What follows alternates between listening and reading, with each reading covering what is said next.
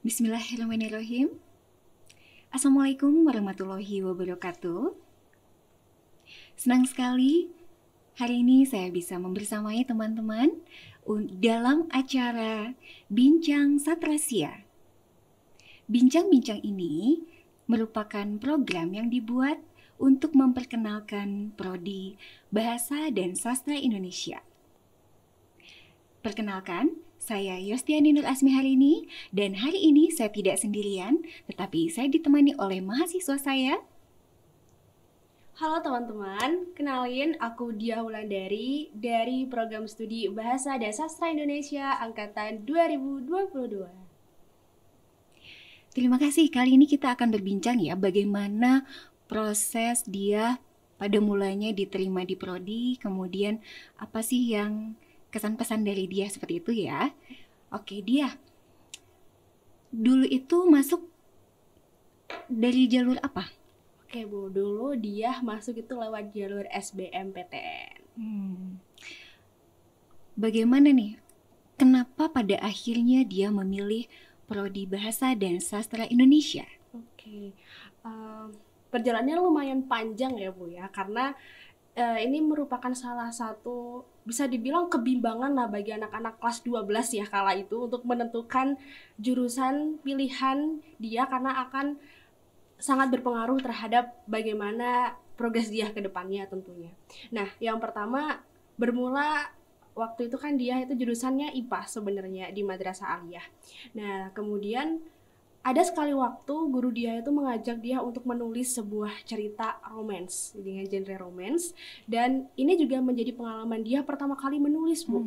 Dan ternyata ketika dia dalami pembelajaran tentang menulis ini dengan berbagai materi yang telah diberikan oleh guru dan juga pembimbing alias mentor, dia qadarullah mendapatkan award menjadi penulis terbaik di Kabupaten Lampung Timur. Wah, luar biasa. Nah, alhamdulillah Ibu ya, karena mungkin ini salah satu rencana Tuhan gitu ya, memberikan kode gitu. Kamu udah bisa nulis nih, coba sekarang didalamin. Dan akhirnya setelah dia pikir-pikir lagi dengan banyak pertimbangan dan juga sudah istilahnya mengistiqorohkan hal tersebut, dia kemudian memilih Bahasa Indonesia di pilihan pertama SBMPTN, dan tempat yang dia pilih adalah di UPI Bumi Siliwangi. Yeay. Selamat ya. Terima kasih juga telah memilih prodi Bahasa dan Sastra Indonesia FEBS UPI. Bagaimana nih kesan dia selama berkuliah di prodi? Kesan ya, kalau kesan pertama masuk di prodi Bahasa Indonesia itu bingung Bu. Kenapa? Ya, karena kan dia dari FMIPA ya, karena dari MIPA kemudian tiba-tiba masuk ke jurusan Bahasa Indonesia, kayak benar-benar lintas jurusan gitu ya. Betul. Nah, pertama kali berpikir apa sih yang nanti bakal diajarin atau bakal dia pelajari di Bahasa Indonesia. Cuman kepikirannya teks, EYD, dan lain-lain. Tapi the first time dia masuk ternyata dia berkenalan dengan fonologi, morfologi, kepenulisan, dan ini membuat diri dia terpantik untuk belajar lebih dalam lagi mengarungi lautan bahasa dan sastra tentunya. Jadi termotivasi dari hal itu ya pertama. Kesannya bingung tapi kemudian menjadi motivasi yang sampai sekarang masih dia ingat gitu. Oke. Terus kalau untuk pesan ya Bu ya, ini pesan buat teman-teman dan juga diri dia, jangan pernah meremehkan bahasa teman-teman.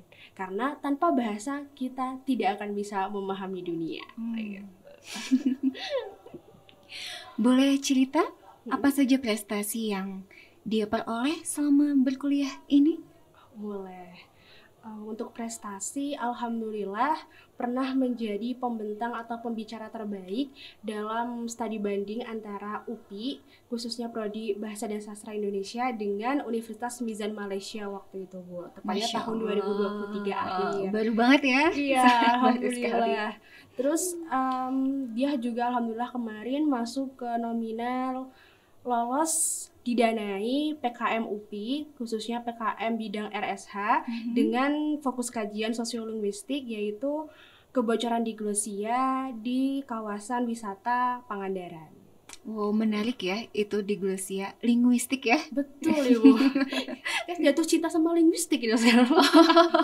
Boleh cerita kenapa jatuh cinta?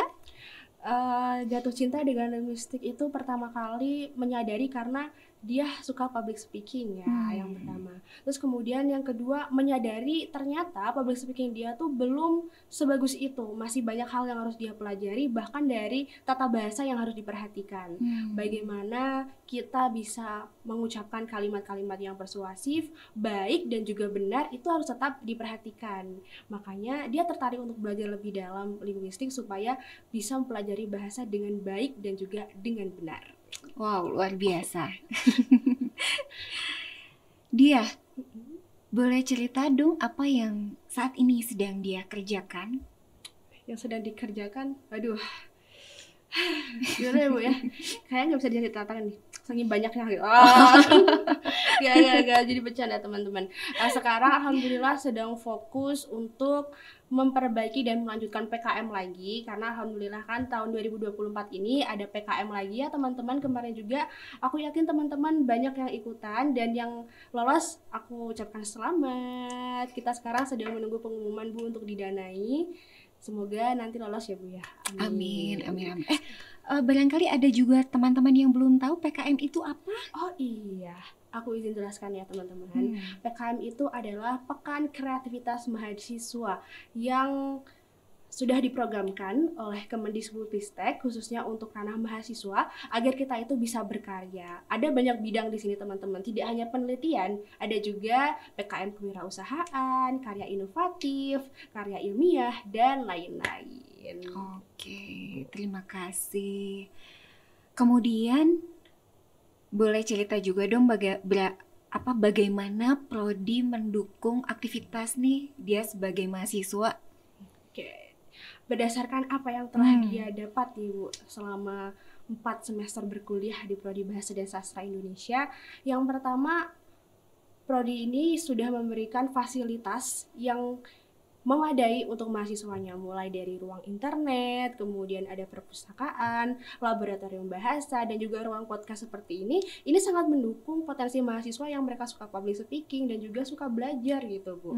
Selain itu juga ada banyak sekali dosen yang memang sudah sangat mumpuni dari jenjang S2 sampai S3 untuk mengajari kami sekaligus memotivasi kami dalam hal belajar. Itu yang benar-benar membuat dia bersyukur ada di prodi ini, Bu. Alhamdulillah. Ngomong-ngomong, berapa nih IPK dia? Aduh. IPK berapa ya Bu ya? Kalau 4 sih nggak nyampe ya Bu. Tapi alhamdulillah sekarang ada di rentang 3,9. Wow, Masya Allah, luar biasa untuk 3,9 itu. Luar biasa dengan seabrek aktivitas yang dilakukan dia ini, tapi dia bisa berprestasi dan bahkan itu mendukung prestasi dia ya. Alhamdulillah Bu. Justru juga karena dia ada di prodi ini, dia kan sering sekali melihat dosen-dosen dengan segala kearifannya, kebijaksanaannya, itu membuat dia semakin dekat juga dengan agama. Apalagi ada salah satu dosen yang sejak semester 1 selalu mengingatkan kita mahasiswanya untuk tidak pernah meninggalkan yang namanya ibadah dan juga berdoa ketika kita ada di perkuliahan. Nah, itu yang membuat dia juga suka sekali aktif di salah satu atau beberapa UKM keislaman yang ada di UPI maupun di luar UPI. Oh iya, jadi aktif di UKM juga ya dia? Alhamdulillah. Boleh dong kasih tips untuk adik-adiknya nih yang saat ini sedang memilih jurusan mungkin? Boleh. Tips untuk memilih jurusan nih teman-teman. Teman-teman harus bisa pastikan dulu yang pertama kualitas atau keinginan diri teman-teman. Apa sih yang sebenarnya kalian suka dan ingin kalian dalami, itu bisa kalian identifikasi semenjak kalian SMA sebenarnya. Misalnya nih, kayak aku kan suka banget bagian public speaking, pidato, dan juga menulis. Akhirnya aku merealisasikan bakat aku ini di Prodi Bahasa dan Sastra Indonesia. Nah, barangkali teman-teman yang suka nulis juga bisa nih join di Prodi Bahasa Indonesia, karena di Prodi ini kita tuh nggak hanya belajar nulis aja, nggak cuma belajar bicara aja, tapi kita juga bisa belajar membuat sebuah cerita maupun topik-topik yang ingin kita tulis, dan tentunya banyak referensi bacaan yang akan direkomendasikan oleh dosen kepada kita selaku mahasiswa. Oh, terima kasih. Boleh dong bagikan juga bagaimana kecintaan dia kepada prodi ini? Kalau dibilang cinta, cinta banget sih Bu. Iya. Karena memang sebelum aku dinyatakan lolos di prodi ini, aku sudah berdoa kepada Sang Robi gitu ya Bu ya. Doanya tuh seperti ini Bu. Ya Allah, kalau memang nantinya aku ditakdirkan untuk lolos di UPI, berarti itu adalah takdir terbaikmu dan aku siap menerima itu. Entah itu mau di pilihan 1 atau 2, saya akan tetap menerima, dan alhamdulillahnya kan saya diloloskan di pilihan 1 ya Bu ya, di bahasa Indonesia gitu. Nah, itu merupakan hal yang sangat saya syukuri dan saya cintai hingga saat ini, karena mungkin bisa jadi di tempat lain saya tidak mendapat kesempatan yang seperti ini. Begitu Ibu. Jadi saya sangat mencintai prodi ini. Oh, terima kasih. Teman-teman, dia ini sangat mencintai bahasa dan sastra Indonesia, terutama konsentrasi linguistik ya. Betul. Di prodi kita ini, selain nanti bisa memilih konsentrasi linguistik, bisa juga mengambil konsentrasi sastra, seperti itu. Dia boleh cerita dong, apakah dia merasa nyaman kuliah di prodi bahasa dan sastra Indonesia? Duh, nyaman banget Ibu. Kayak nyaman karena banyak fasilitas yang disediakan oleh prodi. Misalnya nih, kalau dia lagi kelas tuh, di kelas sudah ada AC, kemudian ada whiteboard, terus sudah ada juga spidol-spidol yang sudah disediakan, dan juga bangku, jadi mahasiswa tuh nggak perlu bawa-bawa lagi gitu kan ya. Nah, selain itu juga kan ada ruang internet ya, yang kita tuh udah difasilitasi, ternyata kita nggak akan boros kuota gitu istilahnya kalau kita lagi berkuliah. Kalau kuliah daring mah aman aja karena kita kan punya wifi di setiap lantainya gitu, dan itu kan ngebantu banget sama mahasiswa di setiap lantai, jadi nggak perlu rebutan wifi kan ya.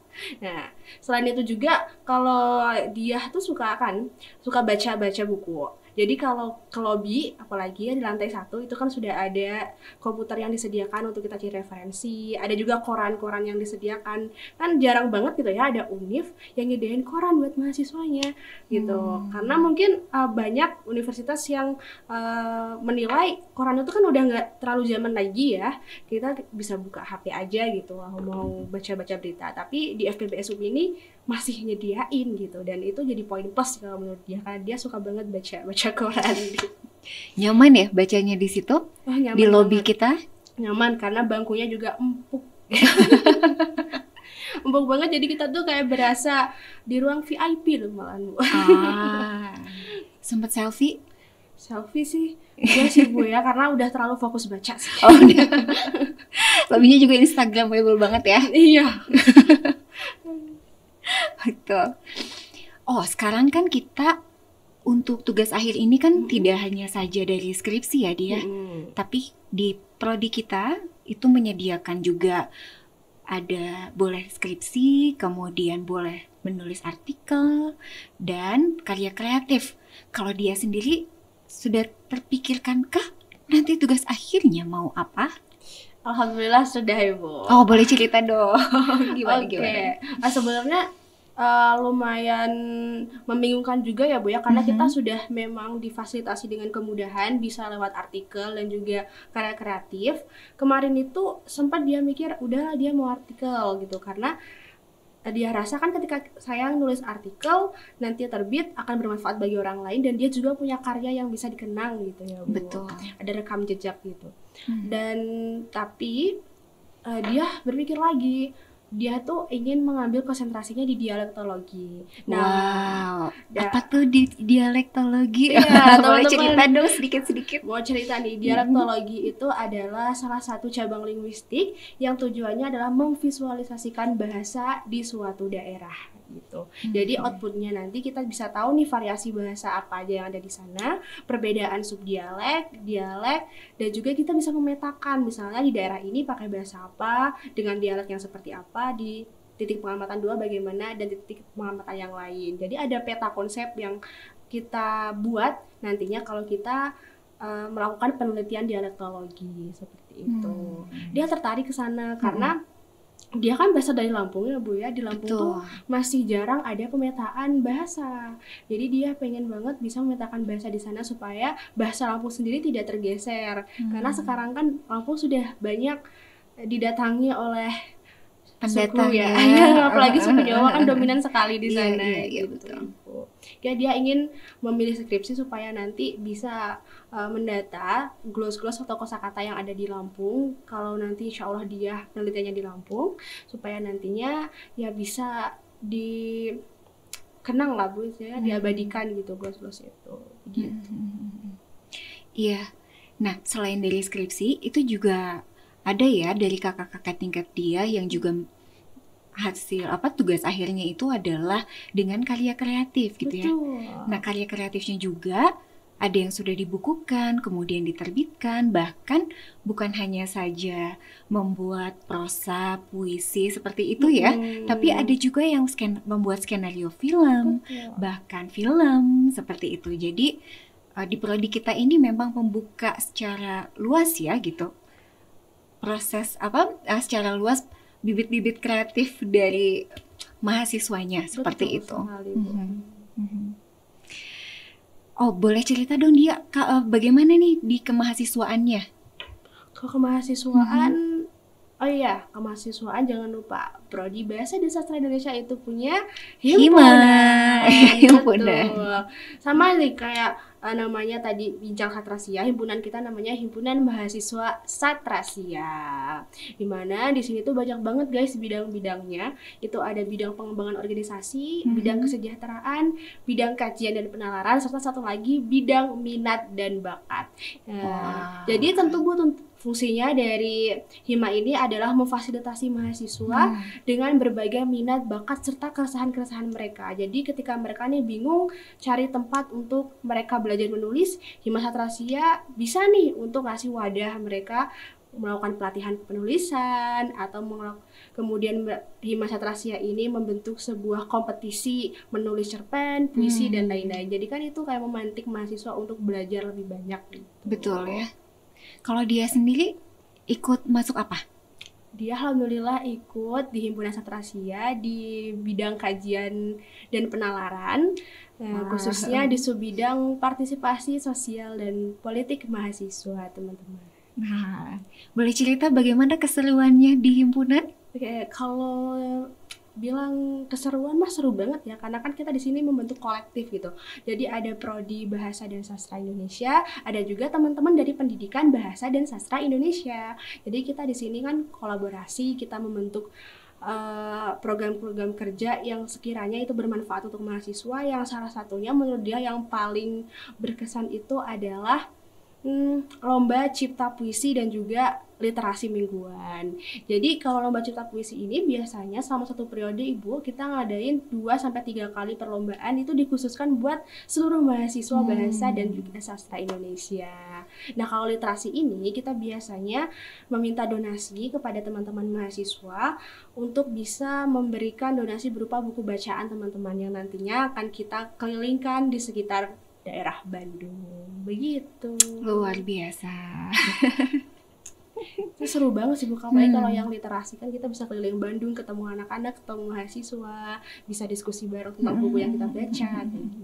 Apakah mendongeng juga seperti itu waktu itu? Iya, bagaimana? Betul, mendongeng. Ketika misalnya nih di minggu ini kita khususkan di taman bacaan anak-anak gitu ya Bu ya, atau taman kanak-kanak, kan berarti banyak anak-anak nih biasanya di sana ya.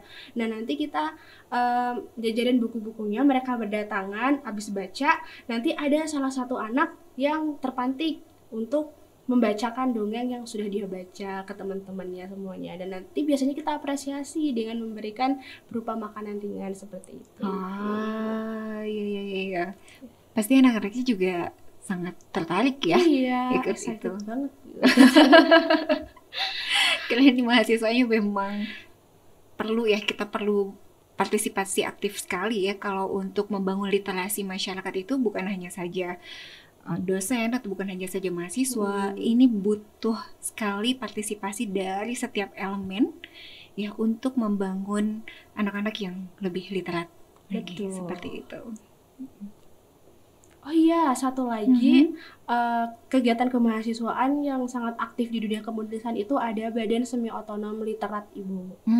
Jargonnya aja sudah mengabarkan kebenaran. Wow. Banyak banget Ibu mahasiswa kita, entah itu dari angkatan 23 sampai angkatan 20, yang dia tuh mengirim tulisan-tulisan yang sangat menarik di literat, entah itu tentang politik, entah itu tentang ekonomi, bahkan kabar Palestina juga kami beritakan sesuai dengan data yang telah kami ambil gitu ya. Dan juga ada waktu itu tulisan mengenai monumen sastra.